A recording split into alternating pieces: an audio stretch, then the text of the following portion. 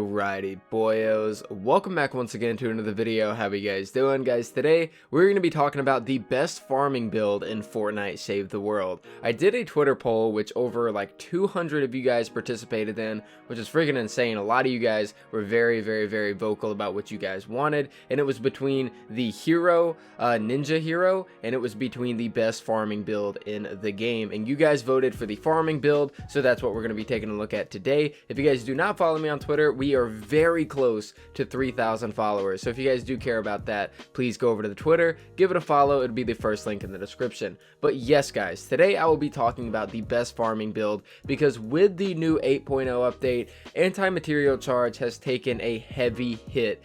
Striker AC is not what he seems to be or what he used to be, and now he's pretty much been replaced by two heroes. So we're going to be taking a look at two different hero loadouts, because it really does come down to personal preference, and there still are some things that you can change around as far as personal preference is concerned. So the first build we're going to take a look at is my own personal build, and then the one after that is actually one that was made up by White Sushi. And I don't always agree with everything that White Sushi says in terms of his information and whatnot, but in this case I really do like the build that he came up with for farming, and so I definitely want to give him a shout out because it's a very good build, and we're going to be taking a look at that right after this build. Now this build right here is my own personal build for farming. You know, I don't know which one I like more between this one and between the one that you know, White Sushi came up with. I did a few different changes to this build that White Sushi didn't have, but we'll take a look at his whole Reddit posts and stuff that he did. But for this one in particular, so this is the Archaeolo-Jess build.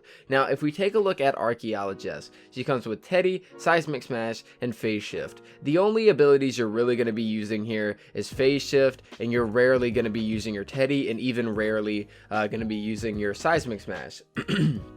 If we go to her perks, her main commander perk is increases the anti-material charge heavy attack efficiency by 128. Now, if you guys did not know, the anti-material charge is a class perk. If you want to use the AMC, aka the anti-material charge, you have to pull out your pickaxe first, and then you have to right click. Now, the way that you get Archaeolo-Jess is actually through the collection book. If you guys do happen to have the vouchers still, I did in my video the other day, I think it was just yesterday, which that video, by the way, has 40,000 views, so thank you guys so much for that.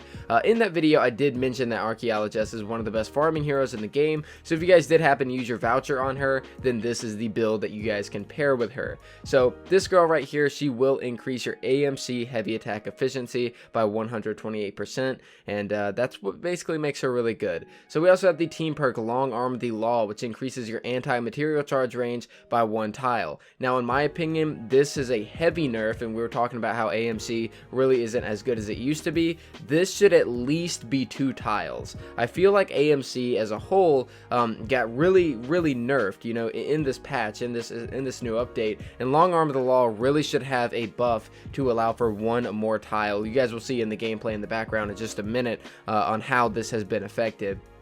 And then we have our support teams. So our support teams is we have Work from the previous Pathfinder Jess, and basically what she does is she increases your pickaxe damage by 17%. So you definitely want to have her on your team. I went with Fleet from Fleetfoot Ken, my bad. And basically what he does is he increases your movement speed by 12.5%. We have Phase Forward right here from Recon Scout AC, my bad. Phase Shift grants an additional 30% movement speed for 3 seconds. And then we have, right down here, we have a little bit of a wild card. So for this specific build, I decided that I would go with increases assault critical damage by 75%. Now, right now, you guys can see a clip of me using a 130 Wraith against a 100 Nature Smasher. Keep in mind that my Wraith is energy and that Smasher is nature, so I'm doing 75% less damage. However, I was still almost able to kill the Smasher in 1 clip. Had I had the correct element on my Wraith, I would have been able to still 1 clip that Smasher. Why is this important? Well, I also also have another perk, by the way, which is called Bear With Me, which increases your Teddy duration by 4 seconds. So why are these 2 perks important? Well, I know whenever it comes to farming in games, in Save the World, people are not going to do it alone. No matter how many times you ask people to farm alone, they're not going to do it. So for those of you guys that really aren't going to listen to any advice that anybody gives you, and you are going to farm in public missions, please have the common decency to give yourself some perks to at least allow you to do a little bit of damage. It's always been a problem in Save the World where people, they use farming heroes and they go into public matches. Well, if you are too bothered to go into a private match to farm, please use your last 2 perks and use those to allow yourself to do some extra damage. Normally assault crit damage and Bear With Me, normally these perks would be going towards your phase shift. However, in my opinion, I feel like phase shift doesn't need that many buffs to it, so I decided that I would opt for the assault crit damage and the Bear With Me. So also what you guys can see in the background right now is you guys can see how this character performs in game and how many times she can anti-material charge. She is very, very, very good whenever it comes to her AMC, and that's what makes her a very strong character. This is probably the closest you are going to get to the previous Striker AC, and it's kind of sad, honestly. You know, you kind of need to take a little bit of a buff and a little bit of a nerf at the same time.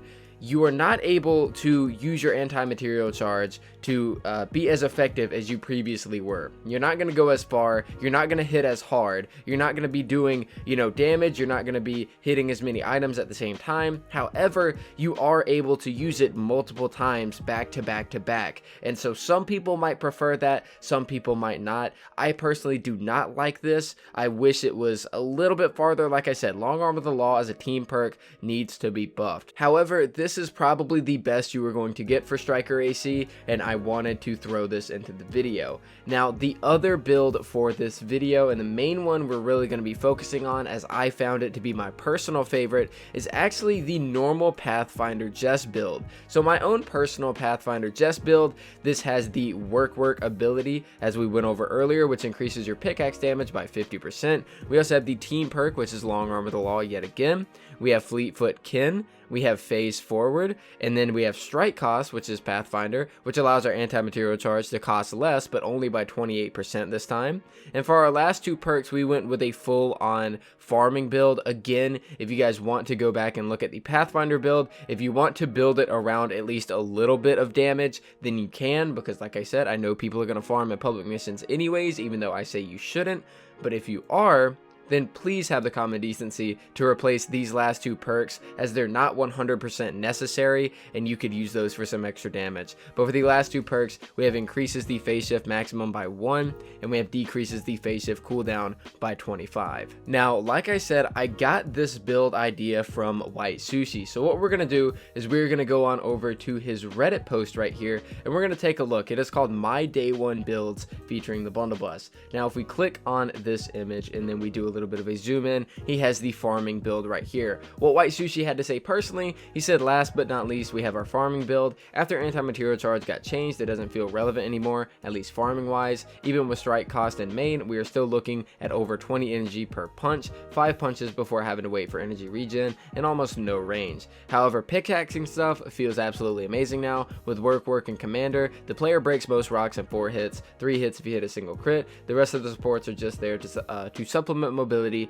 and you can still punch stuff once in a while. Most importantly, remember to set your game to private if you wish to farm materials, which I of course agree with. Now, that is the main inspiration for this build right here, so big shout out to White Sushi for this build, and let's take a look at this build in action. So here we are in game checking out the Pathfinder Jess build for this entire farming video. Now remember that this character is based off of her pickaxe damage, but with the buffs that we gave her, she was able to have a very strong phase shift, she was able to move quite quickly, and she was also able to use her anti-material charge at reduced energy cost at the same time as doing a lot more damage with her pickaxe. Now off camera, I did compare the values of how many times you were going to have to pickaxe something compared to Archaeolo-Jess whenever it comes to taking a look at both of these heroes, and what I found is that using the Pathfinder Jess is going to allow you to get 1 less hit on things like cars cars, trees, and rocks. So overall, whenever you are farming things, if you are playing the Pathfinder Jess, you are going to be a lot more efficient, I would say. I'd say that using your anti-material charge as much as Archaeolo-Jess would allow you to really isn't needed. Whenever you're playing as Pathfinder Jess, you are still going to be able to use your anti-material charge quite often. You can phase shift to get into an area really quickly, you can start pickaxing something, and then while you're pickaxing that something, your AMC is going to charge back up, and then you'll be able to use it yet again. I know that some people are still going to prefer the Archaeolo-Jess build, which is completely understandable. With the Archaeolo-Jess build, you really don't have to put as much effort into your farming. Whenever you're playing as the Pathfinder build, however, you kind of have to keep your aim on point if you want to maximize your farming. You'll be able to destroy entire cars in 3 hits. You'll be able to destroy most trees in 2 hits, most rocks in 2 to 3 hits, and there's actually some items in the world that you'll be able to hit in only 1 hit and actually destroy and get the loot from them. And you know, like I said, at the same time, you're still going to be able to use your anti-material charge, be extremely effective, and also be very effective when using your phase shift and stuff. But keep in mind that this particular build is only with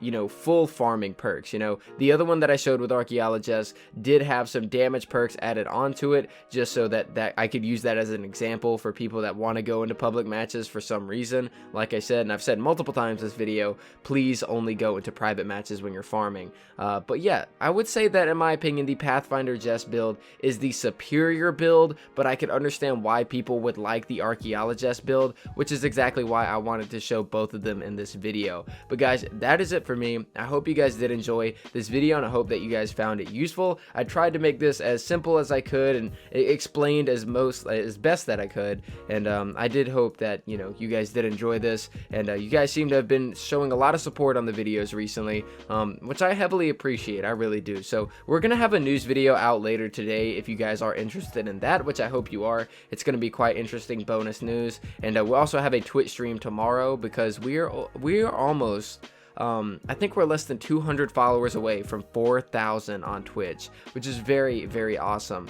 So yeah, we're hopefully going to be getting 4,000 on Twitch really soon, 4,000 followers. So I'm going to be taking a break from streaming today, but tomorrow we'll be back at it with a 5-hour stream. But guys, thank you guys so much for watching. I greatly do appreciate it. I hope this video was quite informational, and yeah, tickle that sub button if you haven't already, like the video if you did like it, and I hope you guys come back for more content because we have quite a lot of new people here on the channel. But thank you guys so much for watching, and I'll see you guys next time.